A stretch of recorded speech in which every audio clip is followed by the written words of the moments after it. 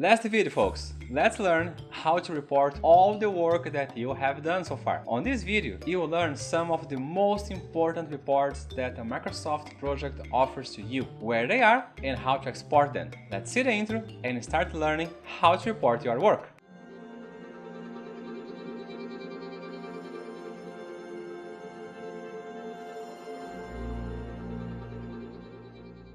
Before I start, if this is the very first video that you are seeing from me or from this series, there are 4 other videos before this one that you must watch in order to be able to relate the reports that I will be showing here to the information that I will present into each one of them. If you are only seeking for general report information, then you are fine, you may move on. But if you are seeking for Microsoft project overall information, then I strongly recommend you to go back to the first video of the series by clicking on the link up here. Don't worry, you will come back to this video here automatically. In order to better illustrate this sample here, this video here, let's do some cleanup on the previous file. Let's clear everything we did before and start from scratch by clicking here on this button on my ribbon, clear all dependencies. It will remove all manual interventions that we did on this plan, as well as remove all progress and bring it to a fresh new start. Now let's reset all colors to default. Again, on my ribbon, let's click here on format color and let it format the whole thing. It takes around 16 seconds on this computer I have to cover all 100 lines that our plan has, so let's speed up this little process.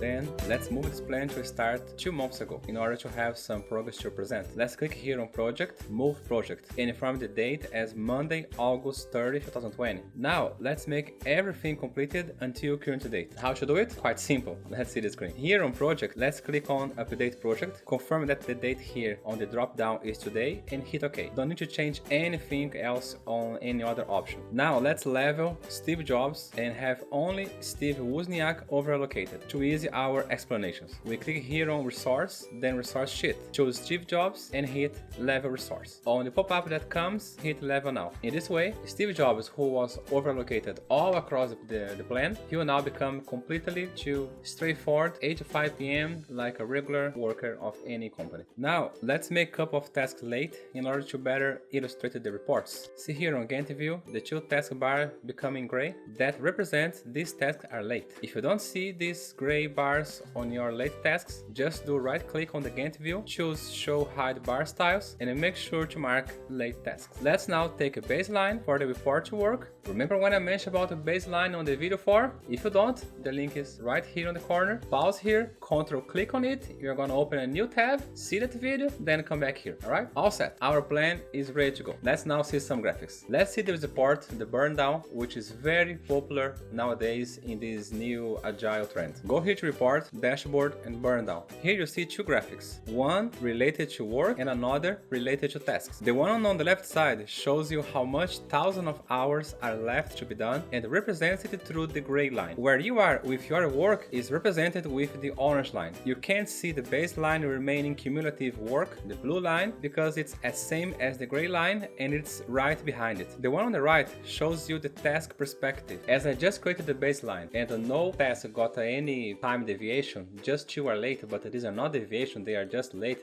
The work was not reported yet, so these 2 lines will be just the same. This is kind of the ideal world, where these 2 lines are very close or equals one to another. On the real world, this precise plan with not one single deviation doesn't happen. See here, these 2 lines, just like the same. Again, this is only on my plan and not the real world is not like this. As closer the orange line is to the blue line, as better is your plan. The gray line shows where you are right now. You didn't know that you could track Burndown reports on Microsoft project, did you? Cost overview.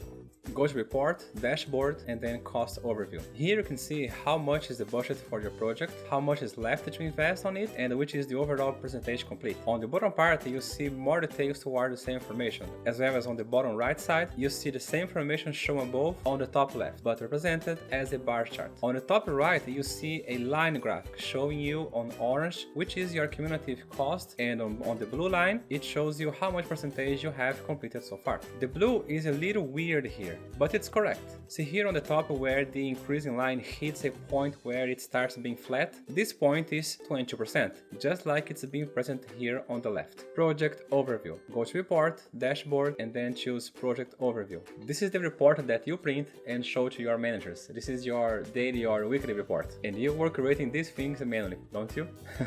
Here it shows you the overall completion. This 22% you see here on the left side. On the bottom side, you see all the milestones I have created for this project and when they are planned to take place, even showing the hours. The date format, the way you are seeing here on every report, it's actually across the whole file. You can configure the date format to go into File and Options in your project file. Once you click on the chart, you see these controls appearing here right beside the chart, very like Excel style. And this pane is also appearing here on the right, similar to a pivot table control. Let's click on this plus here and add legend to this chart. Now let's enlarge it a little as well and add a few more items to the chart. Moving on, here on the right pane, let's choose percentage work completed. Again, as I leveled all tasks to be 100% up to today, there was no deviation. So this percentage will be just like as same as the overall project presentation. So it is fine for this demo. On real life, you must expect some small deviation to the left or to the right. CPI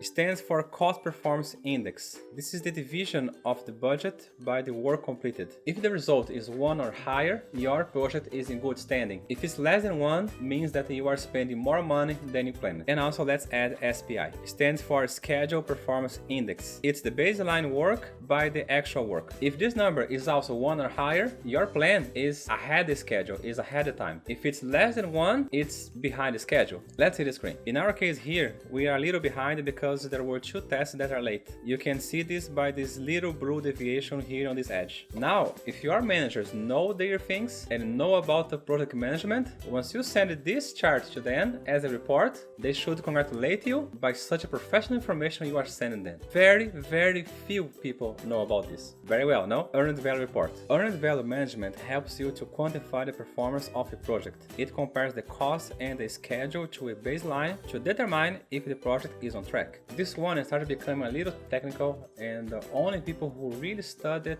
project management will understand this chart. But anyway, for you to understand it, keep in mind that these 2 lines should be as close one to another as possible. See down here the indices over time. Remember that you got the 2 late tasks. Their delays are being represented here by this small blue deviation in comparison to the orange line. Cash flow. Go to report, cost, and then choose cash flow. This is the one that you sent to your superiors as well as the finance director. Here you see the cost breakdown per quarter of how much money you are planning to invest, represented by the blue bars, and the cumulative cost represented by the orange growing line. On the top part, you see the most important cost indicators, especially the cost variance, in case you have changed your resource allocation, got a task delayed, etc. In our case, again, you see 0 because I just made all tasks flat, I just made everything 100% from the beginning until now. That's why you see 0. You should see variations here, positively or negatively, and then by looking to this, you can take appropriate actions towards your plan. The cost of this deviation will be represented here by this indicator. On the bottom part, you have a table summary of the same, showing the cost plan being broken down in several perspectives. Task cost overview. Go to Report, Cost, and then choose Task Cost Overview. Here's another nice financial perspective now regarding tasks. Here you can see on the left the cost status, where in blue is the money that you already spent, on orange what is left to spend, and this little dot up here is the baseline planned cost. Let's click on this graphic and add a data label on it to make it clearer and align the data label to above. Now looks a lot better. See folks, you can manipulate these charts of this report and any other report the way you want, very like the way you are used to do in Excel. Microsoft brought this pane to be very close to Excel for this precise experience, because the way Excel works are very used to the majority of the people. So once some project management folks are migrating to project, they get familiar to this very quickly because it's similar to Excel. Then here on the right side, you have this pizza chart with the cost divided in work completed, late work, and future work. On the bottom part, you have the cost details with the cost broken down in several perspectives in relation to the work. Now let's finalize these reports with some resource perspective. Resource cost overview. Go to report, cost, resource cost overview. This is a very interesting one as it shows how the cost is being planned per resource. Here you see on the left side, Steve Jobs is by far the most expensive resource. In the normal world, such a dramatic deviation should not happen, and if it does, this is the place that you go and see it. To handle this, if you need, for instance, allocate some of these tasks to countries where the cost per hour is cheaper, like India or Brazil. But why Steve Jobs is so much more expensive than the others? Let's see the screen. If you go back to the Gantt chart, you can see that Steve Jobs is predominant down here on all phases. Now, if you go back to the resource chart, you see down here that Steve's cost is $100 an hour, twice as higher as anyone else. And this is the reason why Steve is so expensive. He is the resourcing working most on this project and at the same time the one being paid most. Moving on the top left part, you see by the orange bar that Steve still have a good amount of money to report. Here is where you know that you can take actions to reduce the cost of your project. On the bottom part, you have the actual cost broken down per resource, what each resource have reported so far, as well as the amount of work hours. You can observe that Steve Wozniak has 0 on actual work and actual cost. That's because his work has not started yet. On the right side, you have the cost distribution, where in our sample project here, our resources are work, aka people. That's why you see all blue. Resources overview. Go to report, resources, and then choose resource overview. Here you have the resources perspective without the financial aspect, only work-wise. Here you can see how much work has been reported for each resource and how much more work is ahead. On the left side, you can observe that Steve Jobs has done about 30% of all his work, while Steve Wozniak has even not started yet. All of these are being calculated against your baseline, the one that we took at the very beginning of this video. On the right side, you see that the 4 resources have already completed all their tasks, while Jobs is about 30% and the Wozniak has not started yet. Another perspective of the same. On the bottom part, you have the resources status, where you can see how many hours of work are still pending to be done per resource, when was the date and hour that they started working for a project, and when they finished or will be finishing. Overallocated resources. Go to report, resources, overallocated resources. Here you have a similar report on the left side as we have already seen around here. And on the right side, we have a very interesting one showing when were or will be the point of time where some of the resources were or will be overallocated. Knowing this information in advance the way it's showing me here on the screen, it's essential for me to create a good plan because I can know way in advance when someone will be overallocated and take actions to prevent it. I can level this resource that will cause the timeline to stretch right. I can add more resources to work with that person, then the amount of work on that day will be double, but the duration will be the same. Or I can replan, and remove this overallocation, so I can simply take actions and avoid the risk of asking someone to work more than 8 hours a day. This person may not be willing to do that, as well as risk of quality, because as many hours you ask someone to work in a day, as less is your quality. So if you are asking this person to work more than 8 hours a day, the risk of quality will increase. To print these reports, as well as any other report you want, just hit Ctrl P on your keyboard and this print pop-up window will appear with the report formatted just ready to go. André Cipolli, Paolo Semanati, hope you guys enjoyed this class. It took me a lot of time and effort to produce it, and I believe I got a very nice result, as well as one special mention to Claudio Ferreira, who taught André how to become one organized person. Whoa, this series was long, don't you think? And you made all the way until here.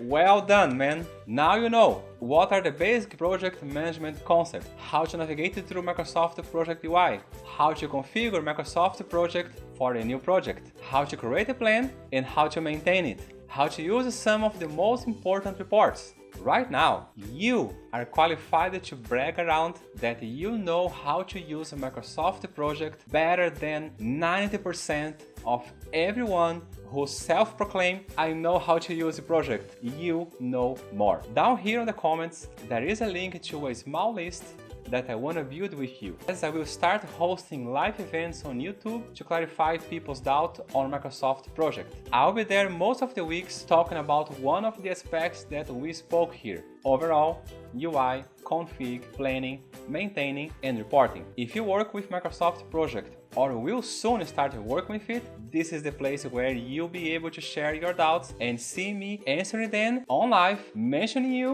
and practicing all the things that you saw here. I will also share only through this small list the guide of how to configure the ribbon that I used all along this series, completely free for you. Just scroll down here, click on the link, inform your name, your email, nothing else, and that's it. I promise you, I will not be bugging you. Also, if you want to continue seeing qualified contents like this one here, please support me subscribing to my channel. Thank you so much for watching the whole series. It was a great honor to have you here all the way through. See you on next video.